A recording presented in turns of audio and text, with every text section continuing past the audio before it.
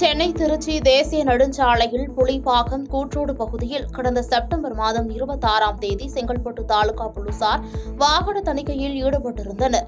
அப்போது சென்னையிலிருந்து செங்கல்பட்டு நோக்கி இருசக்கர வாகனத்தில் வந்த இளைஞர் இருசக்கர வாகனத்தை வீலிங் செய்தபடி சக வாகன ஓட்டிகளை அச்சுறுத்தும் வகையில் சென்றுள்ளார்.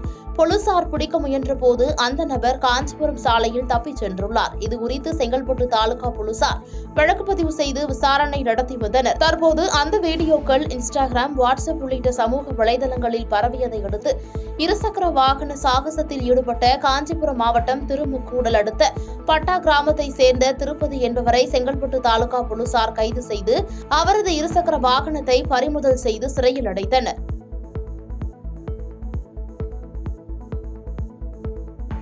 பாதகம் செய்பவரை கண்டால் நாம் பயங்கொள்ளலாகாது பாப்பா.